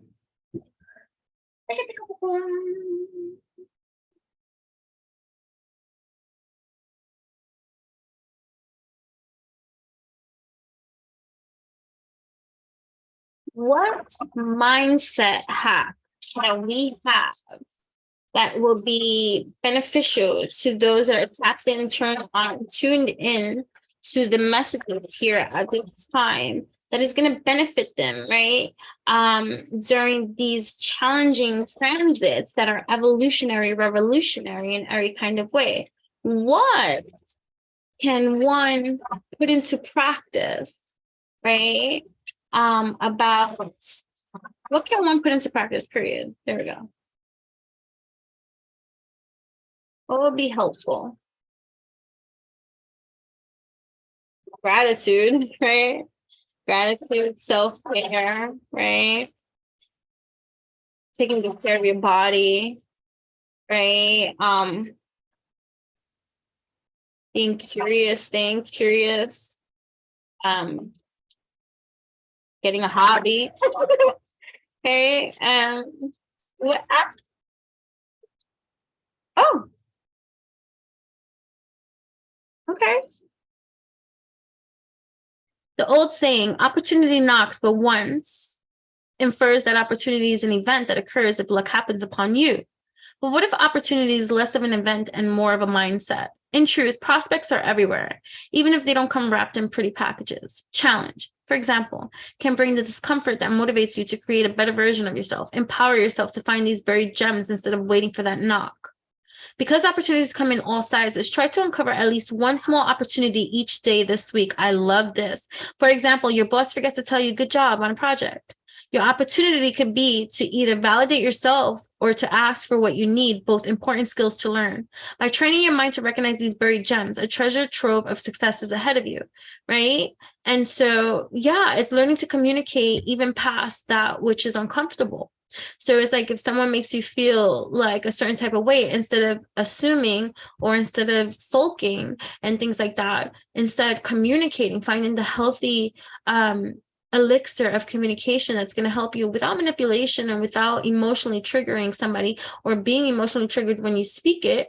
Be like, hey, just finding the articulation that you need in order to express yourself better. You know what I mean? So that you can, so it's like, even if your partner be like, if you're afraid to communicate, right, that's part of the breaking of the chains that you're doing here now too, right? It's breaking free, right? Throat chakra clearing, right? Let's do some throat chakra clearing, right? Throat chakra clearing so that you may be able to speak and express that which is from your heart space, your mind space, your evolutionary space, and speaking in healthy, wealthy, stealthy ways that are going to better assist you successfully and stuff like that. So what about self-care? If you aren't feeling awesome, chances are some form of self-care is needed, right? Self-care is not just a trendy topic. It's the foundation of healthy mindset. When you have a solid self-care routine, it's like having a force field around you where things that might have otherwise bothered you bounce right off. So for me, like my self-care, especially if I find myself in a certain type of mood or whatever, I stretch, I dance, I do yoga, I sing, I write, I express myself, I create content that makes me that helps me to transmute difficult emotions that I may not be able to express, or and things like that. So also as an empath, right, I tap in, turn on, tune in to many different emotions that are not mine. I create content, right, like memes or things like that find its expression. I write poems, I do channeled writing and things like that. And this is just, I'm not bragging, I'm sharing, right? I color, I create things and all this kind of stuff. So, right, so when you have a solid self-care routine, it's like having a force field. I know that people are talking about they get a manicure, pedicure. I get pedicures, I like pedicures, I get massages too. I go to the spa, and things like that. So these are self-care things too. You treat yourself good. You can buy flowers. You can clean, organize, do aromatherapy, things like that. Go to get a salt bath. There's just so many different things you can do. So when you have a solid self-care, but having a solid self-care routine, right, it's like having a force field around you where things that might have otherwise bothered you bounce right off. I just shared too, not just shared, but whatever. I share loads of DIY strategy on my Instagram for just 99 cents. Like I said, subscribe. You be gifted immediate access to hundreds plus infinitely growing content that I create over there, things that you can do to help you unlock, to unblock, to release, to grow, to infinitely expand, and to get better into your own self-care rituals and routines, right? There's massive quantum information over there. I'm not just selling it. I'm telling you that it is absolutely quantum and priceless. You're going to go in there and you're going to be like, this is 99 cents. Are you fucking kidding me? Yeah, I'm not kidding you though. It is the nourishment that will have your mindset flourishing. Incorporate at least one self-care item in the morning and one in the evening this week. There are endless options, but exercise, right? Being creative or taking a bath are all great choices. If you want to go out in nature too, right? So if you want to sprinkle in self-care throughout your day, try saying no or taking a break when needed. As long as you're taking a nap too. As long as you're taking action to improve your mental, physical, or emotional well-being, it will go a long way in setting up your mindset for massive success. Okay, I love these things. I love that. All right. I love that. All righty. What gems? Talking about gems. So what gems of empowerment do we have for those that are tapped and turned on, tuned in? Ask her for help to fulfill your life purpose, pray, silence, mission, right? Vision class, right? That is you, powerful too. Wealth, protection. You are protected. You are saved from harm, for better things are coming, right? You make great leaps in building finances, an increase in wealth and finances, in opportunity. You might be waking up every day to a new client, to a new sale, to a new opportunity, to a new closing, to a new opening, to a new something, right? New subscriber, new, right? Distinction, knowing the distinction, focus on your uniqueness and be original, right? Right, beautiful. And never mind the people that are copying and paste you, whatever, right? Whatever, release that too. Release the care that you don't even care anymore, right? Close that door. Just close that door, right? Pinnacle, you are approaching your limit and close to the end, peak, maximum, done, right? So yeah, so like closing out certain cycles, right? For evolution, manifesting, you attract your goals with intention and work, power, sight, spirit gifts. Part of your purpose is to heal, speak, or write, right? So for those of you tapping in, turning on, tuning in. Alrighty.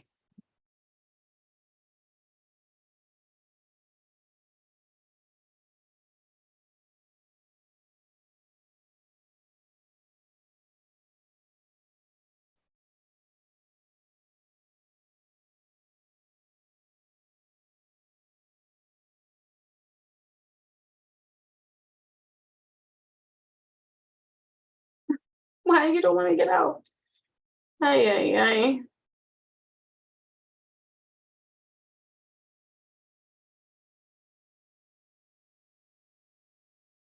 Okay. What do you want from my life? All right, let's see.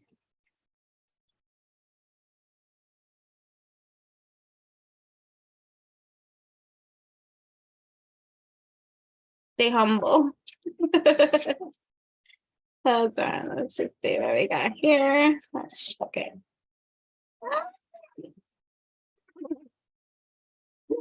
All right, okay. So I love this, but we're gonna turn it over right here so you can see it, right? Because we're going through a major Plutonian transformation, right? And just so many other kind of things. Saturn's still in Aquarius. I know that people believe it's still in Pisces. I believe it's in the shadow phase of Pisces based off of the astronomy and stuff like that. It doesn't mean that Pisces energy is not influencing the environment. Go watch my Saturn and Pisces and Saturn debunked video to know what I'm talking about, okay, before jumping down, any like judgmental throat and stuff like that. But because you can kiss my ass. You're free to believe that what you want. I'm not here to force or make you believe anything. or anything like that. You're a free agent. You can kiss my ass though, okay? So hey, yeah, as we stay humble, right? So during this transition, even though you're going to be in your empowerment, right? You're going to be growing in your empowerment, growing in your ambition, growing in your success, right? Growing in these during these transitions that are challenging and shit like that, right? That can make you feel stressful and all these kind of things, right? But your stamina is growing, your strength is growing, your drive is growing. These are all the things that are being affected, right? And changed, right? The power, your powerhouse and stuff like that. So you're always going to have the opportunity, the decision to really stay humble, right? But still take no shit, right? Don't take nobody's shit, right? Don't take anybody's shit. Energy depletion, right? Because that'll deplete you of your energy. Those vampires, look at their teeth. Look at the teeth. So you see that? That's that vampiric energy, right? So, and this is going to be a lot of sucking, right? Because the dying, right? Because of this, the fall of this empire. So they're going to try to grab and suck all that they can, right? But stay in your energy of focus because you queen bee, period. Whether you're male or female here up in this is just in your goddess energy. This is in your God energy. This is in your godly energy. This is in your alchemist energy. This is in your mastery energy. That's it. Royal,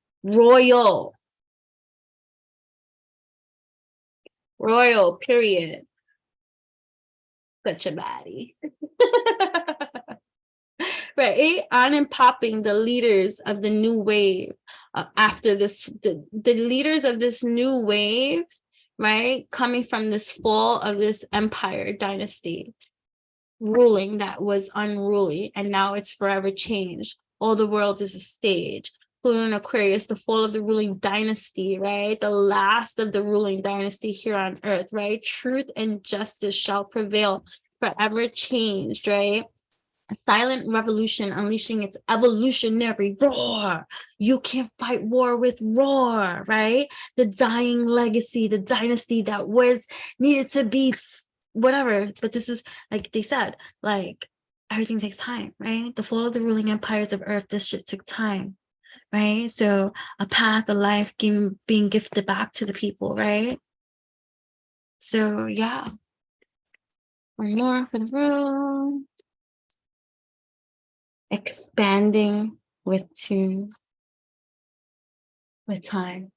Sorry, is that tune? You are expanding with time. Like, come on. I like things. You are expanding because you are evolutionary and you are the leader of the new wave. Rise to the leaders of the new waves.